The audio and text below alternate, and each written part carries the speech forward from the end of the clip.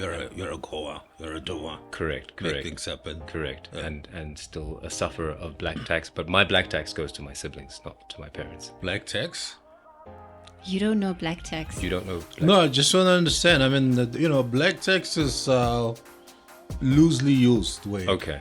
So, when some people say black tax, they say different things than others. Remember, you didn't attend the event that Gibbs had Wellness Trifecta, where somebody spoke about black tax, and the professor who was co-facilitating with me was like, he had a very success stories about how he happened to be vendor as well. Right. And somebody was saying it's a disaster, it doesn't work, but I'm as yet to get to know successful stories of black tax. Yeah. So that's why I want to. I would argue that you are, because I would say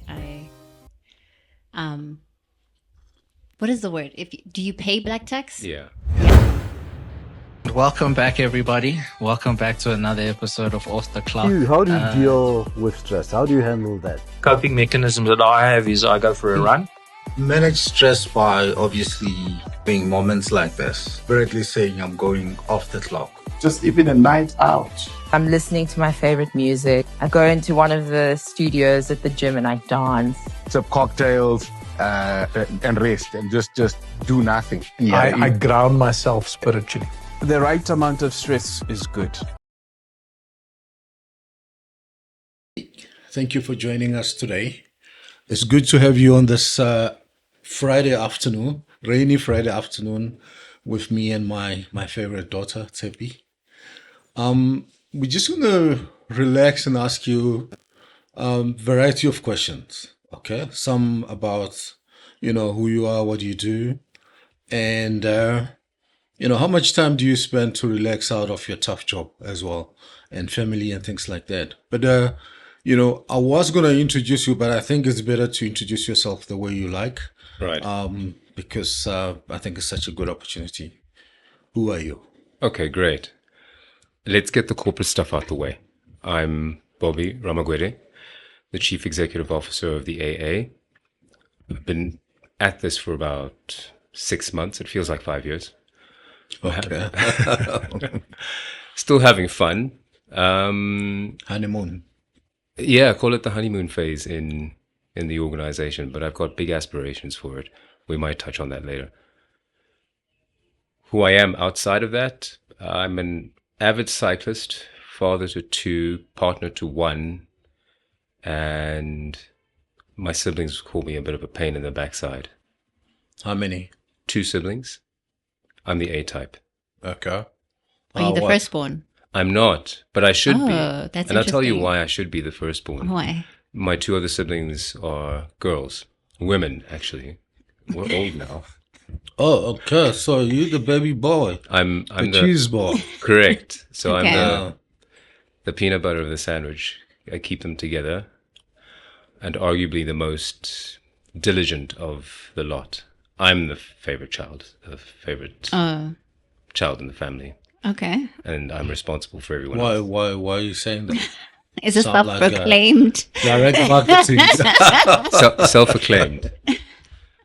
I kind of fell into that role, in fairness. First to drive, first to get a degree, first to get a house. Before long, everyone's kind of following you. So Okay. off the back of that, you implicitly become the eldest because you start achieving certain things first.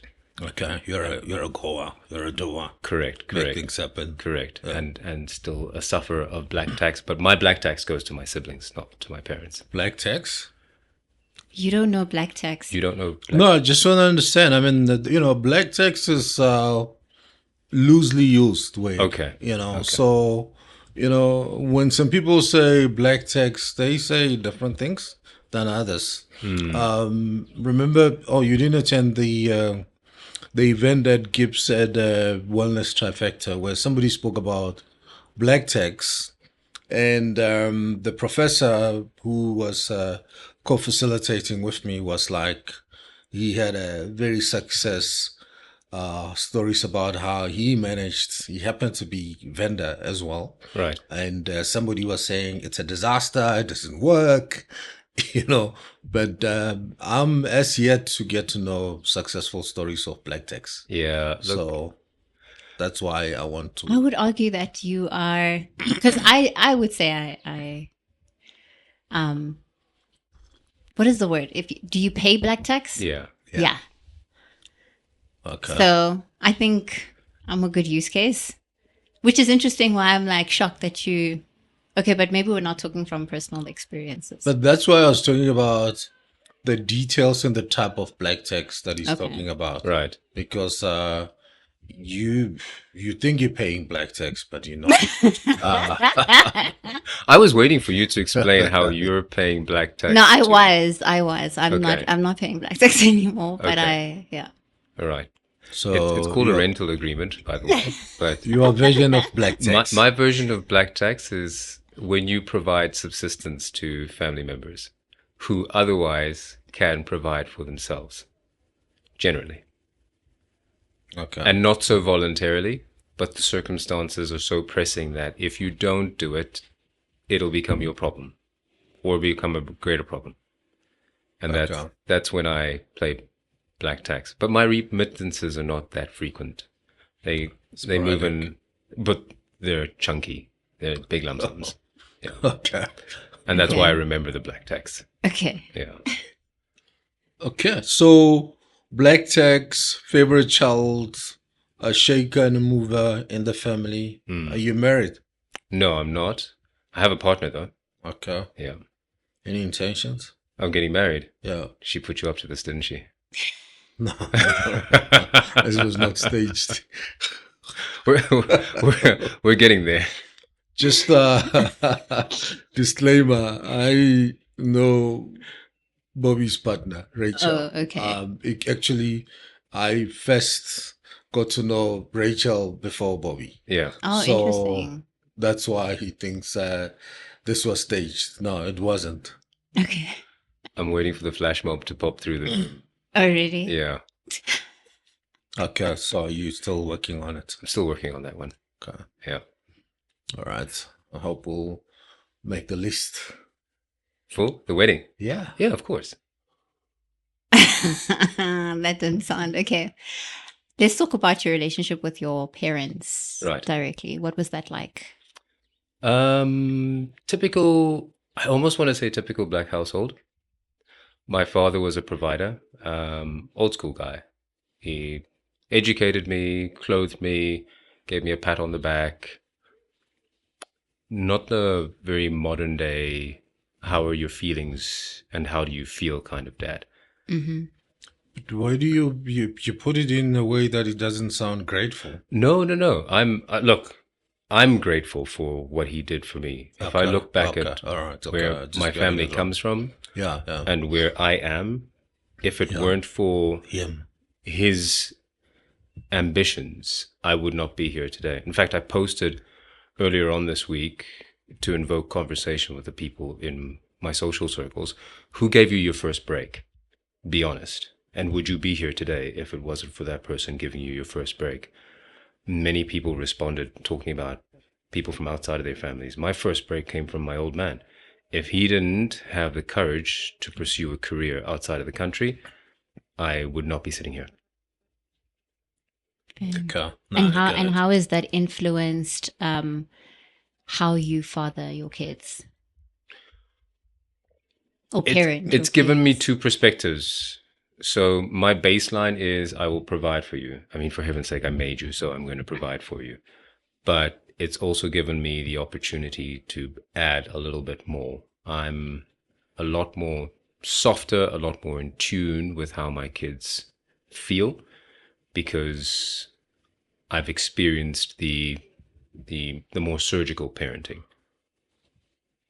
Okay. I hope that helps. Yeah. No, it does. Do you have girls, boys? One of each. One of each. Lucky guy. So my daughter, Imani, is 2. My son, Dominic, is 12.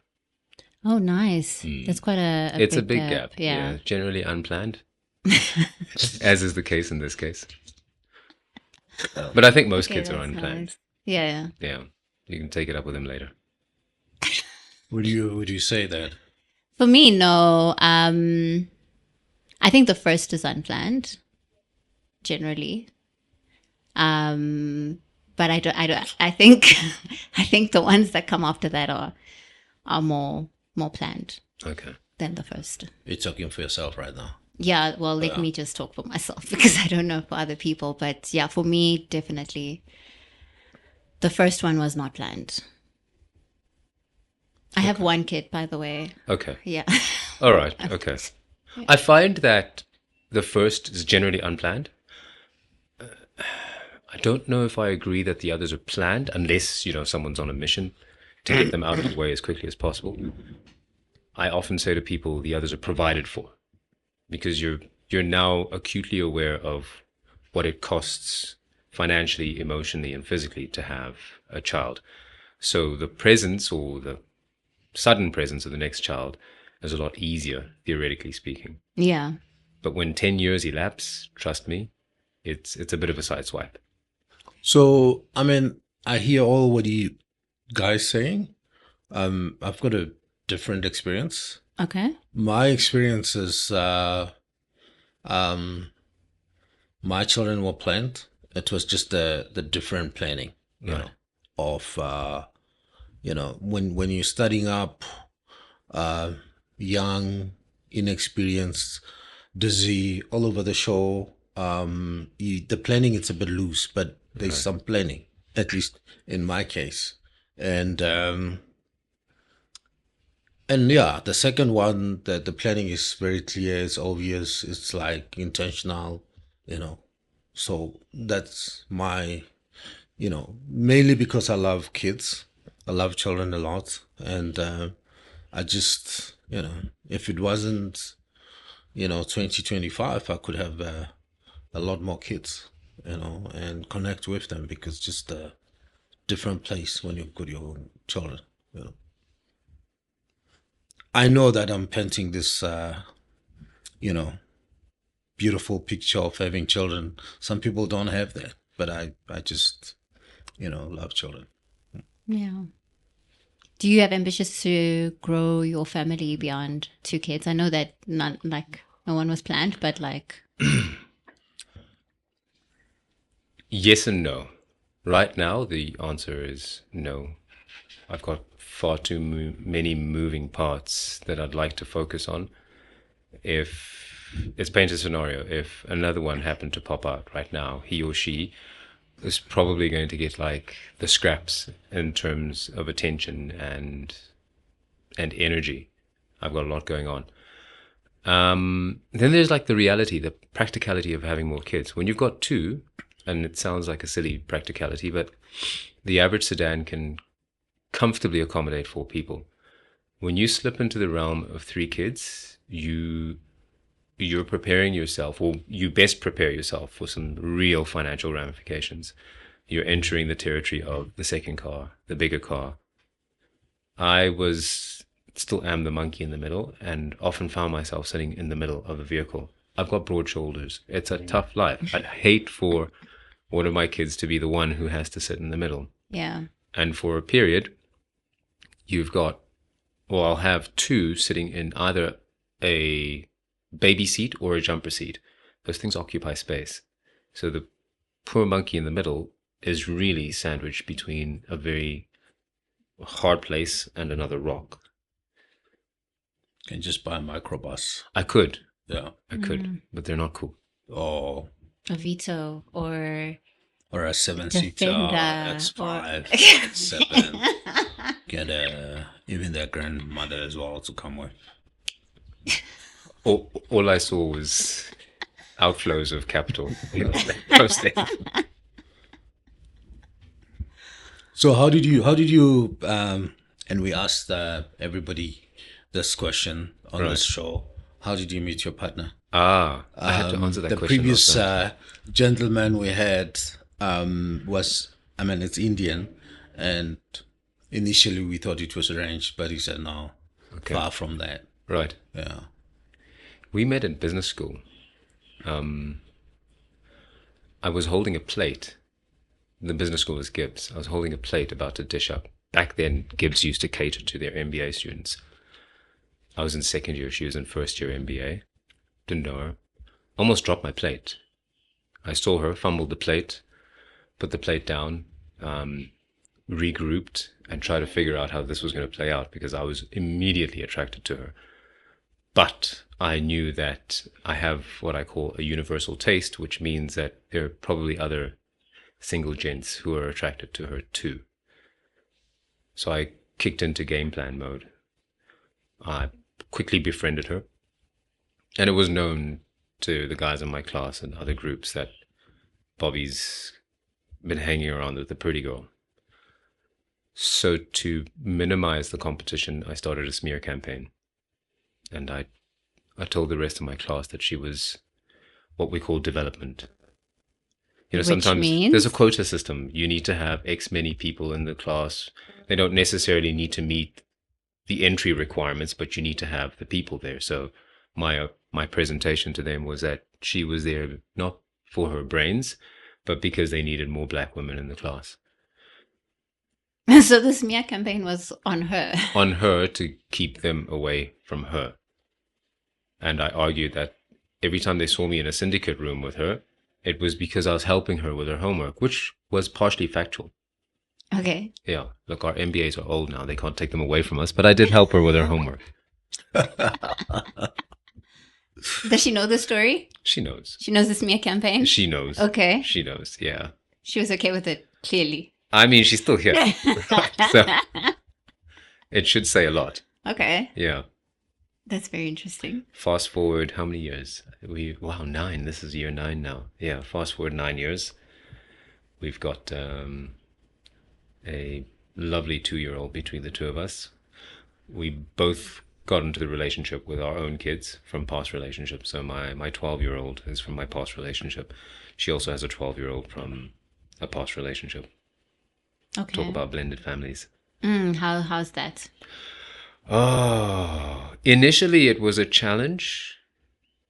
Kids require, they're territorial and they require a lot of attention. So convincing them that no one's here to take away from the other took a few years.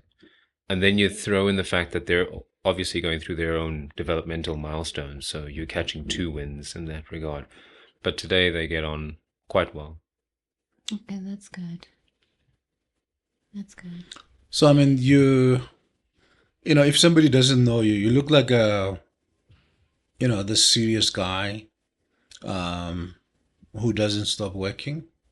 But, fortunately, I know you a little bit.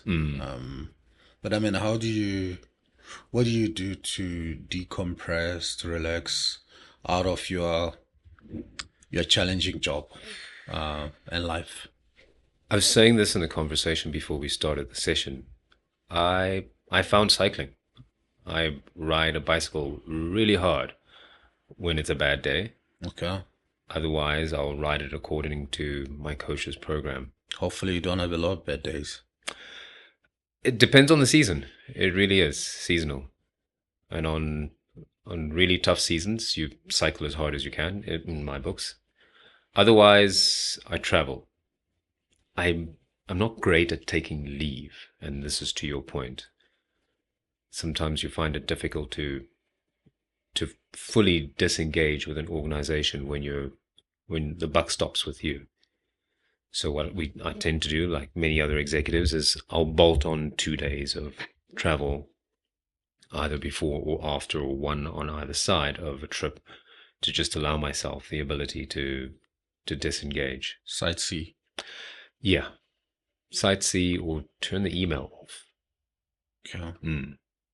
Sometimes a session in the hotel room where you just binge on room service and watch foreign news can help you disengage.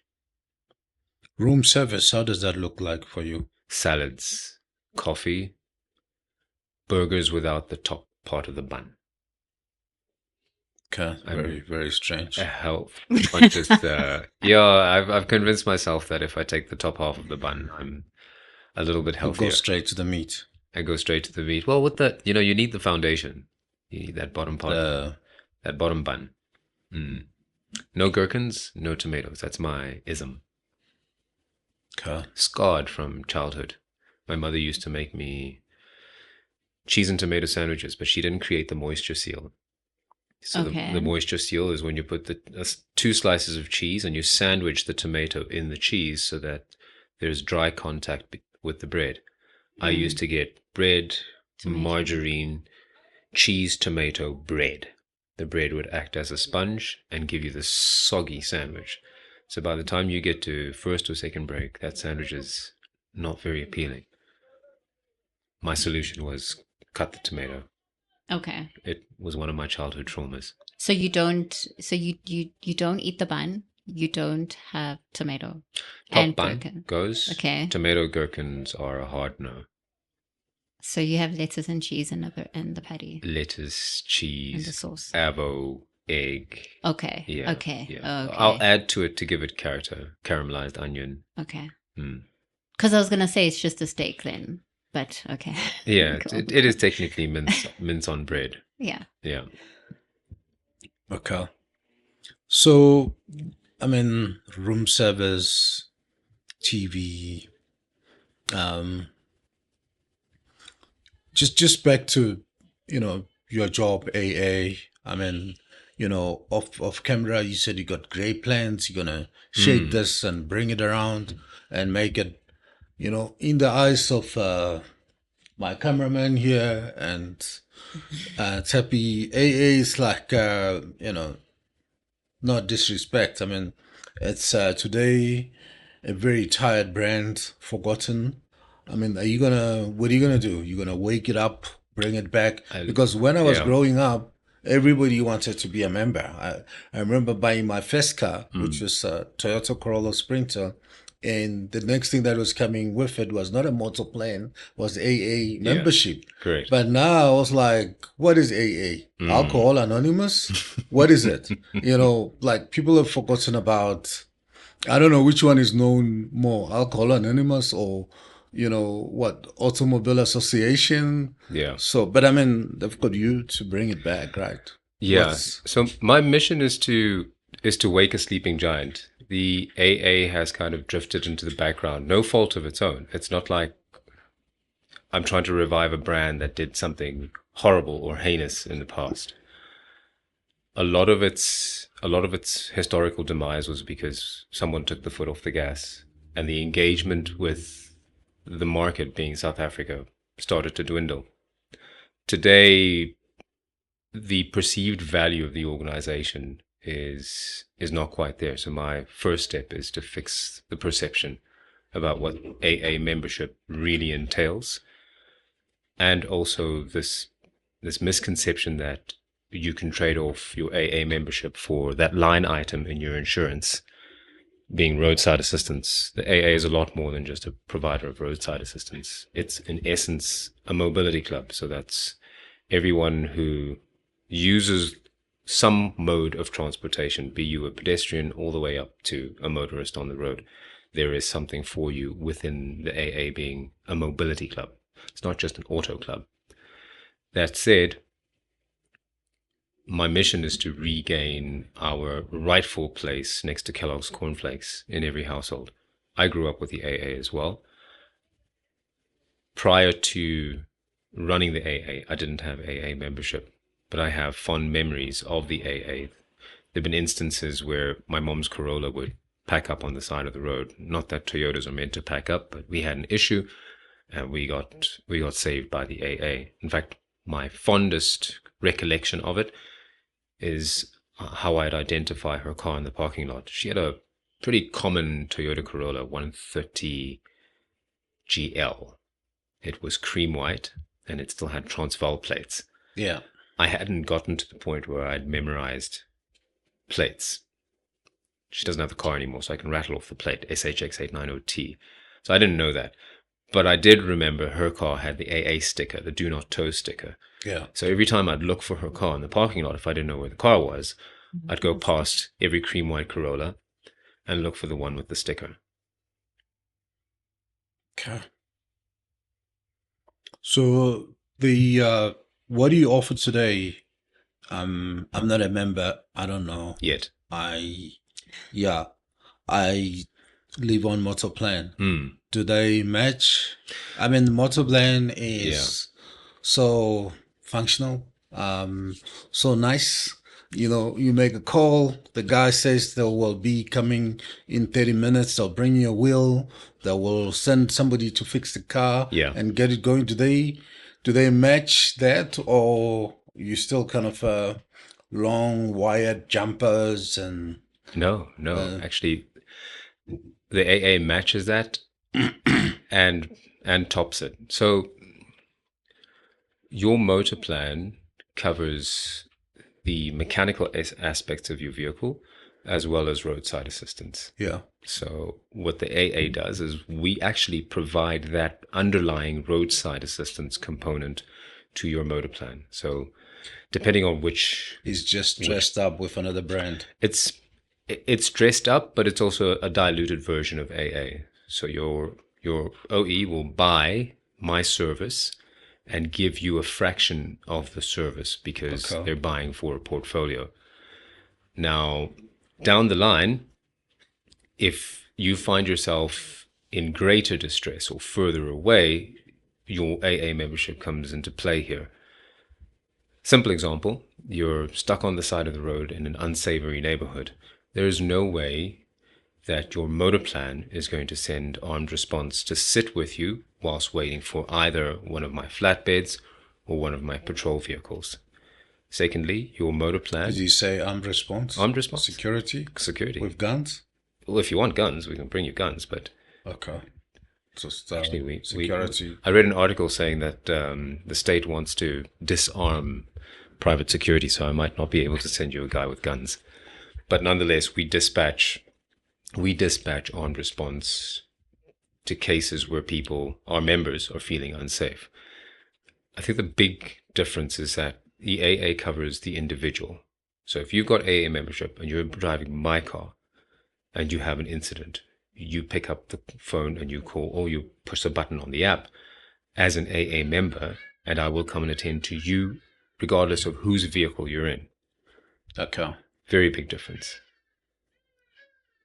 In addition to that, when you consume roadside assistance, and I'm focusing on the roadside assistance component because most people think AA is just roadside assistance, your typical insurer will give you 2 tows, maybe 3 tows, 1 jump start, and they'll give you really onerous restrictions on how far they're willing to tow you. You take all of that and you multiply it by 2 or 3, that's what you're getting with the AA, in addition to all the other services. But the part that people forget about the AA is that it's an adversarial organization, i.e., we advocate for the necessary changes in the mobility landscape that benefit both members and members of society. I'll give you a simple example. In the 1930s, we're the organization that's responsible for making it compulsory for South Africans to wear safety belts. Okay. Fast forward to a world where we don't have safety belts down the line, we would have a far higher death toll. We're the same group that advocated for third-party insurance to be mandatory as part of your insurance package. Imagine a life where you couldn't claim on third party. You'd be liable for every claim. So in the background, we do a lot of work advocating for people. I'm the same person who called to government asking them to fix road infrastructure, ensure that vehicles are checked for fitness and purpose on the roads on a more regular basis. So as an organization, we kind of straddle those two, but we make that benefit is what we offer to our members. And the strength of the organization is through its ability to retain its members. So, I mean, you do so much. I mean, I didn't know all this. So why is all this not known? I mean, I can make a different decision if I've known Had you all known of this? that. Agreed. I mean, there's such a big education and understanding gap, right, out there. I don't know exactly how we got here, but we are here. And the fact that we've identified that we're here and we're changing that, you are going to experience a very different AA going forward. I've ramped up my marketing budget. I'm in the process of reviving and revitalizing our brand. I'm chasing after my forgotten generation. The people who, if I leave them alone, will come and go, having not experienced the AA or not understanding that in some way, shape, or form, they are touched by the AA. So how long should I wait to feel the difference? 6 months? No. By June, if you own a mobile phone, you will see a lot of us. Okay. Yeah. That's coming. Okay, so it's going to be more accessible Correct. to just get it, because I think the thing about it and the reason why, so I'm a convenience seeker as a consumer, and if part of the reason why I got a new car was because I needed a new motor plan, and that was it. Yeah. And I got the new car. How then would I know of the AA? You're saying we're just gonna know? You're gonna give us a call, everybody? It's just No, gonna... I'm assuming that you consume social media on some level. Yeah. So my marketing channel is more digital. Okay. So I will create awareness in that way. You represent a bit of a minority. For the average guy on the street, they're holding on to their car past motor plan. Not because they really want to, but circumstances kind of put them in a position where they have to hang on to their car for a while. What we provide them with is that comfort that hanging on to a car outside of motor plan does not mean that you're going to have an uncomfortable journey with your car. Two of our big product lines that make that more feasible a venture are our roadside services that we provide our members, but we also provide warranties. So as an organization, we're encouraging people to be savvy with their money and not just jump into new cars. We understand the cost thereof. You can make a car run for many years past motor plan. Just maintain the vehicle and make sure that you've given yourself some sort of roadside support in the event that you have to trigger a maintenance event. Okay. One aspect I didn't cover about the organization is that we have a network of what we call AA quality assured auto houses. And these are all repair centers, not body repair, but mechanical repair centers. So when you marry that all together, you've got roadside assistance, warranties, as well as mechanical repairs. Why would you feel the need to replace your car unless you really just want to upgrade? And you shouldn't have to. And the reason why many people in the past, I say the past, have continued to journey into new vehicles is because no one's communicated this reality and this option to them. That's part of our job. Our marketing campaign is going to be predominantly educational, helping people understand that you can hang on to your car. I've seen lots of cars older than me on the road, and how they're survived is maintenance. Yeah, that's vintages. Like, Yeah, well, 1983 Cressida. I saw one of those today. In fact, I pulled the guy over and asked him how it's running. He says he maintains it. okay, he stopped. Yeah, well, we're on this. We're at a robot, so it was a case of roll down the windows. Okay. Pull over. Him winding it down. He was winding it down. He was, yes. That's how old the car is. Okay. Back to your family, Right. how you connect with your 2-year-old. Any memories, I think, that you kind of first stand out, how you've connected with your 2-year-old so far and your 12-year-old individually? The 2-year-old is she's still journeying in this process of development. So it's always fun to watch children grow from these hyper-dependent balls of flesh that happen to have eyes and an incredible set of lungs to someone who's aware of your existence, to someone who then develops self-awareness to a point where I can't walk into the kitchen without my daughter looking at me and saying, 2 cookies? That's not a request. It's an instruction. She wants a cookie for each hand. Yeah. As annoying as it can be at times, when you reflect at the end of the day, your heart warms and you melt. You think to yourself, oh, she's growing. She's gotten to the point where she can articulate what she wants. And at the same time, you have the shock of your life. Shucks, she's growing. She's going to leave the house at some point in time. And having the blessing that is the gap between my two kids, I then appreciate the older one because he's fast getting to that point where he's going to reach that life stage where it's time for him to leave the household. She plays a role of reminding me that my son is still a child and that I must cherish what moments I have with him. He's at that point where it's all about gadgets. I want this gadget. Well, gadgets and a mountain bike, but I think the mountain biking is really just to appease me. Not that interested in it. He likes basketball, computers, and gaming, and streaming the gaming. Yeah. Okay. So can you relate? To A 2-year-old story? Cool. So, I mean, obviously that relates to you, right? Maybe you got some shared experiences in that way. Yeah, I think so. Also, my daughter does that thing where there has to be a thing in each hand. So if she's having crackers, she's got to have one in each hand. Because she wants to enjoy. And then sometimes if you have it in your hand, she'll put it down and take yours as well.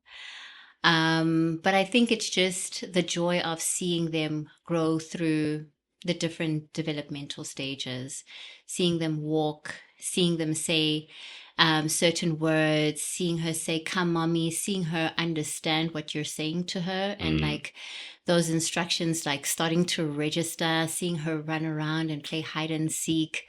So yeah, I think for me, I think it's absolutely priceless. The little time that I get to spend with my daughter. I mean, it's obviously not in the 9 to 5 time.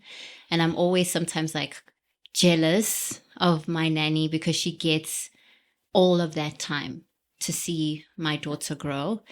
And then I get, the time in the evenings and then the time in the mornings and then the time on the weekends. But yeah, I think the time that we do have is it's precious. Okay. It's precious. So back to your 12-year-old with, the mountain bike, which you think it's just to connect with you, but he's interested in gaming. Yeah, he's a gamer. Sorry, do you actually have any like anxieties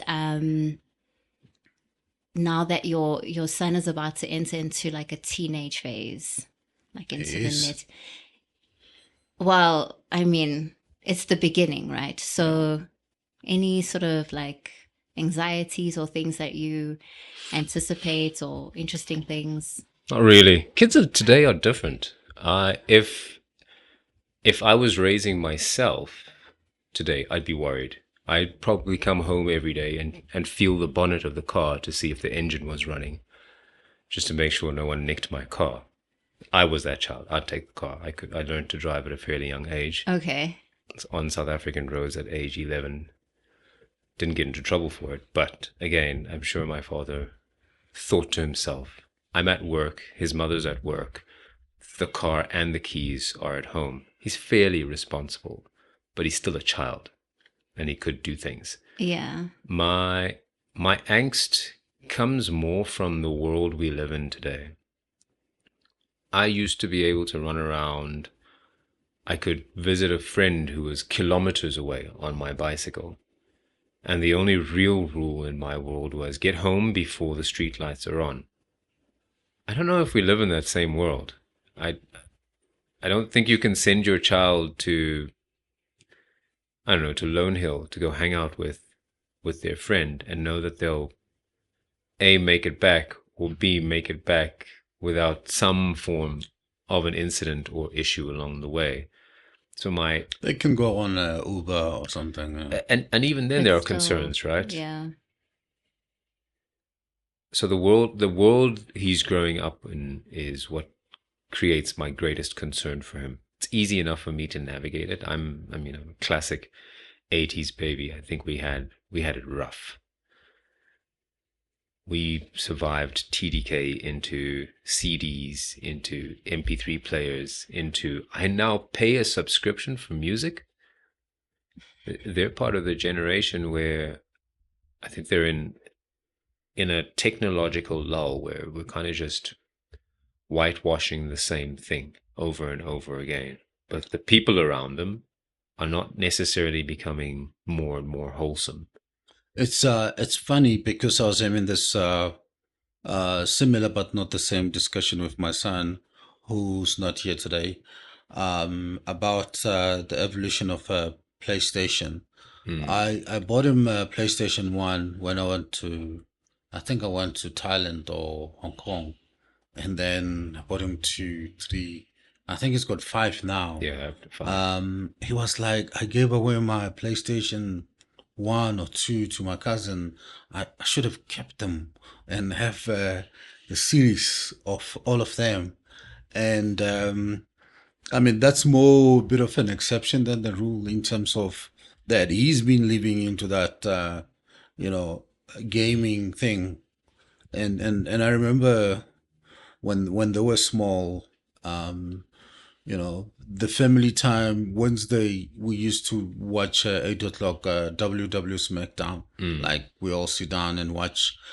Those days I have to be on time for that show. Okay. And then we will watch that together. Like I remember each one of us had a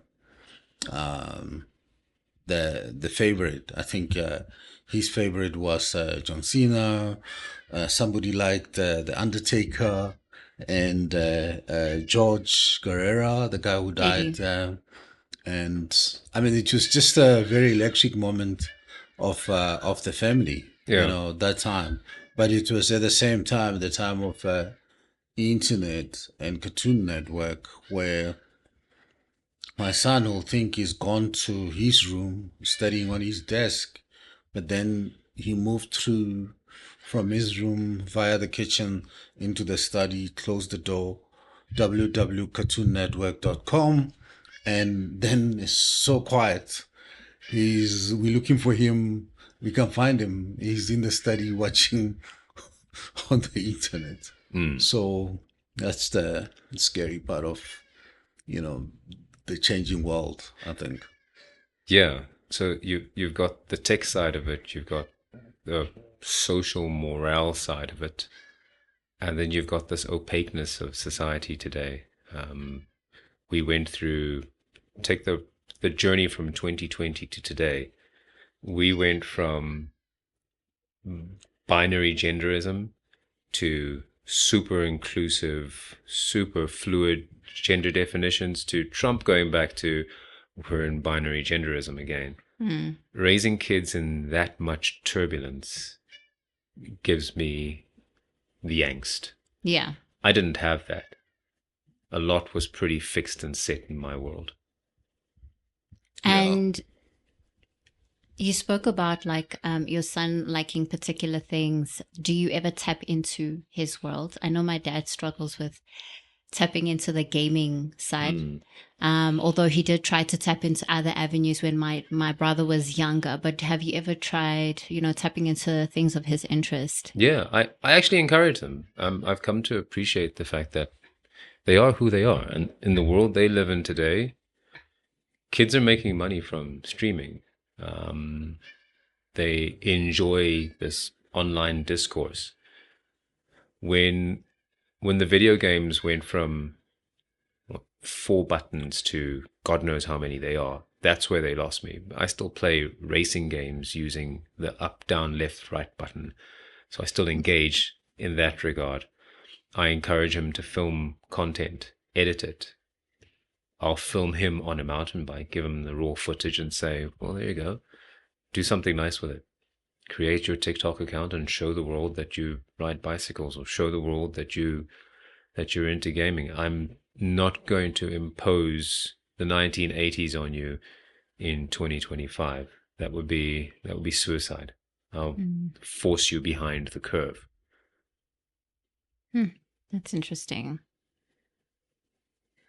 No, it's interesting, I think, because I think people have different views on the social media aspect of it as well. So it's quite an interesting view that you're quite pro the times that we live in, you know, accepting of where we are and just encouraging and allowing for your child to express himself the way that he chooses to.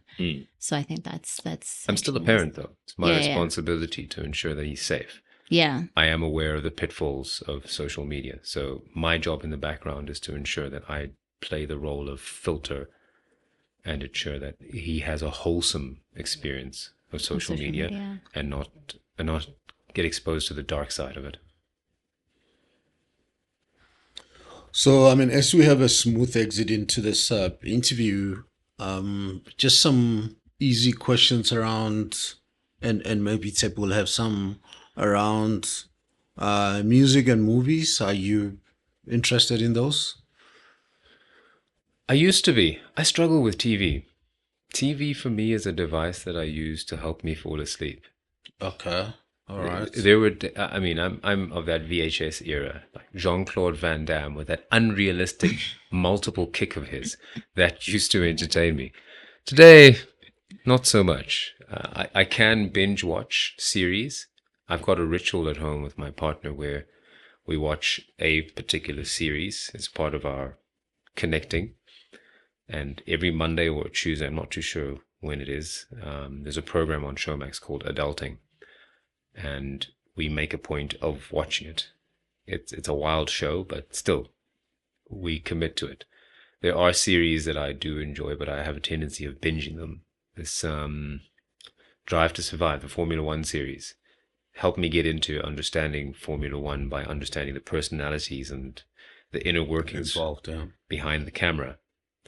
It was entertaining, but again, the problem is you'll download 6 or 7 episodes. You know that your flight from Joburg to France is going to take you 9 hours.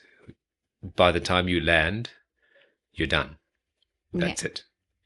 So my relationship with watching series, not so much. Music, because of cycling, I found myself embracing genres that historically I would not entertain. Such as? Amapiano.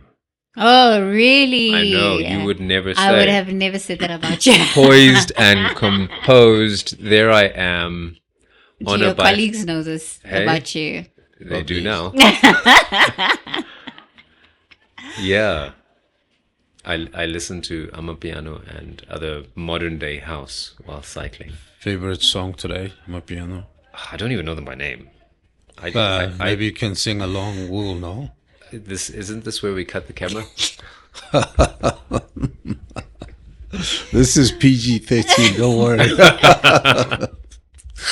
I don't know them by name. There's an artist called Duxon. Okay. Yeah, he's got some pretty captivating music. So how it usually goes is I'll hop onto YouTube and I'll look for someone who's produced a set that's at least as long as my training session, ideally an hour and a half set. Started, and the nice thing about house music is that it starts fairly low tempo, which works well with your warm-up. And then it picks up at some point in time, the switch goes off in your head, and there you are, pedaling and dancing away, forgetting where you are. It helps in that regard. But my first love, from a music perspective, was jazz. I used to steal my old man's jazz CDs and play them.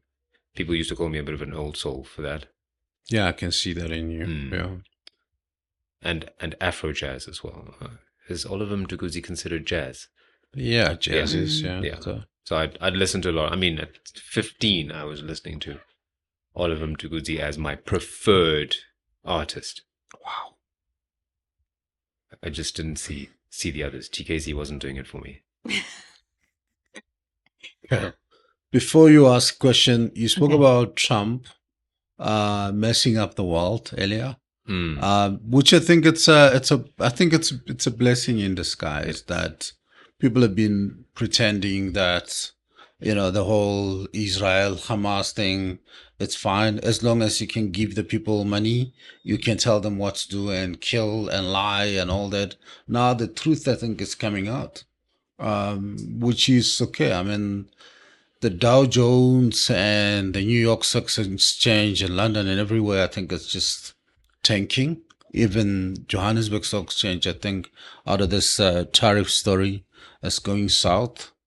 I think it's okay when you in YPO, when I listen to some of my YPO colleagues as well, how some of them are also living in a bubble that they don't understand that, most of the South African people, probably about 96% of the people, want the land back and don't give a damn about Trump taking his money. He can't take his money because, every pride of every man is your freedom and ability to make choices and decisions, not because you're bored or bribed. That's just my view of the whole thing. It's scary, but it's necessary, and I like it.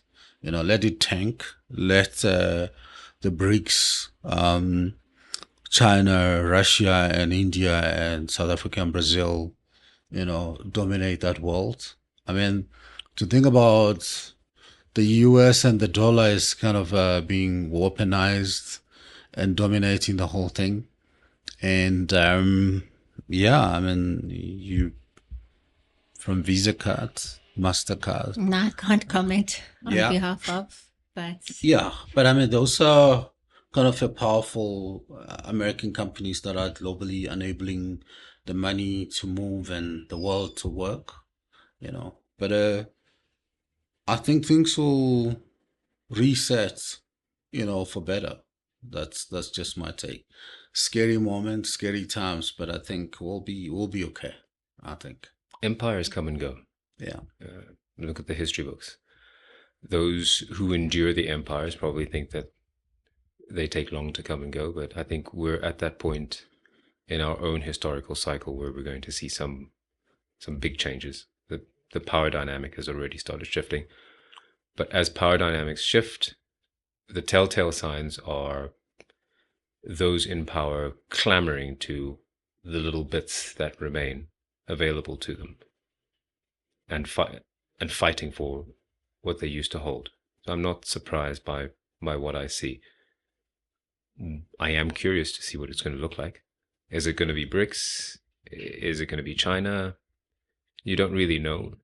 There are enough plausible iterations or enough plausible possibilities for us to not really say what it's going to be. But I can see the end of a dollarized world rapidly presenting itself. Yeah, everybody's looking for that. Tsepi, any parting questions before we give Bobby a moment of revenge to ask one or two questions and then we close? I have an interesting question from Mashatsi, my brother. Right. Wait, let me just find it. If you could change one thing, okay, wait, let me not ask you that one. I'll ask you the second one. If you could have dinner with any historical figure, like celebrity or anyone from the past, who would that person be and why? Oh boy. It's not a celebrity, actually. This for me is, I'm going to take this one home. I find that many families, African families, are not entirely in tune with their own histories. So some people can't look back 4 generations and have a crystal clear story about what happened in their families. So the person I'd invite to dinner is my great, great, great grandfather. And my question to him would be, what really happened? So we've got to share. My surname, Ramagwede, is actually my great-great-grandfather's nickname. He beat someone up and changed his surname along the way from Randima to Ramagwede. But the story itself and the context around it is a little opaque because those who knew have died and those who kind of know are still sort of dying off. So selfishly, I would dial it back and ask someone who knows about my family history to give me the picture many generations back. I'd like to build my own family tree and have a clearer picture. That's it's very interesting because, incidentally, when Tsepiso and Matlatsi interviewed me, one question that they asked me was kind of a quiz, future or past. And I said, I go back in the past. And that time I was thinking about coming from a family of many kids, 10. And I remember and cherish the few moments I had with my grandfather, who was already successful at that time. He had many cows, and he was already very fashionable and wearing long pants and even the pink shirt that time. So, he brags to say, our tribe were the first black people to wear the long pants before every others. I don't know how true that story is, but I mean, that story that you just said, I think fascinated me to kind of, check a little bit way back because, the future is fiction, but the past is also, any questions that you have, any comments before we close to both of us? Yeah, the dad and daughter duo. How do you strike that balance of not blurting out the truths that you would ordinarily not want to share? So I've seen him ask you pretty direct questions. You pause for a moment to think about it. I think there's obviously things that we won't discuss or go too deep into, but in general, I think we're comfortable to share. I think the more authentic and the more you share, the more you learn. And the more you relate. And I'm a big believer in terms of like relatability. Even when I watch other sort of podcasts, I love just authenticity of the actual people and hearing their actual stories and lives. So I think it's really just about that. It's just about that, yeah, for me. I don't know, for you, Dad? Yeah, I mean, for me, it's similar. And also, I kind of fine tune myself because sometimes I do this with her and with my son. Right. And, somebody said on this show that his son is exactly like his wife in terms of personality, the way they relate. And he said he's like more like his daughter. They fight a lot, but they like each other a lot.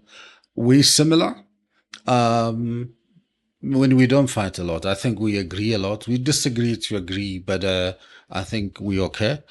And as my relationship with my son, it's quite good, but it can be very intense because he's not sugarcoating anything. He's challenging me, and I challenge him. Sometimes he doesn't like it, but I mean, I like that too. That variety is good between two children who are different. I think Tabiso will be more often kind of be politically correct, rephrase a lot of things that she will say, whereas my son will say the first time he thinks about something, he'll say it the way it is. Interesting. Yeah. Interesting. Off the clock. You're entering a new era in your life. How are you adjusting? Very well. I mean, Off the Clock was really founded to demystify people like you. Right. I mean, if somebody look at a picture of you, they think you're strict, you're a professor, you're this, you're that. You every day you work 8 to 5 and you go home, you have dinner and roast beef, drink single malt, whiskey, sit in the jacuzzi and smoke cigar and go to bed, which is, we know it's not true for a lot of people. For a lot of people. So the fact that we've been able to do that because we focus more on what do you do with family, what do you do with your spare time, and also the real Bobby. You are from a regular family, you're a real person, you're not a robot. You cry, you get sad, you get disappointed. Yeah. And also the relationship, I think, that we've connected with Gibbs to bring this content in real life to spotlight things like executive wellness. Right. Because what we've found is young CEOs who say, I work, work, work, I don't rest, I don't, leave work at work. Which is in the beginning, I think when you're studying, you think it's right. But when you realize that, the moment with your 2-year-old, 12-year-old, the moment alone, the moment with your partner, those are very key moments of your life, and you shouldn't trade them for anything. The companies will come and go, right, but your family stuck with you forever. So off the clock, I think we kind of amplifying more and more of that, which hopefully it will also culminate into a book of also personal stories. We talk to many CEOs, and no one CEO comes from a good background of good schooling, good parents, good this, good that. People come from different angles. Some you don't even see them coming. Yeah. And that, I think it's very important for us to tell those stories, for people to know them and to inspire them and get the next generation of leaders to come through to the work environment in a more balanced way. Yeah. I'm looking forward to my honorable mention in the book. Chapter 5. Yeah, I'm sure we'll do that. So earmark chapter 5 specifically. Yeah, we'll take a picture of you. Thank you. So thank you very much for making the time to be with us. Really enjoyed the other side of you that I didn't know. Right. And I appreciate you sharing. Thank you. Thanks for the opportunity. Cool. And the vendor language is quite good, authentic.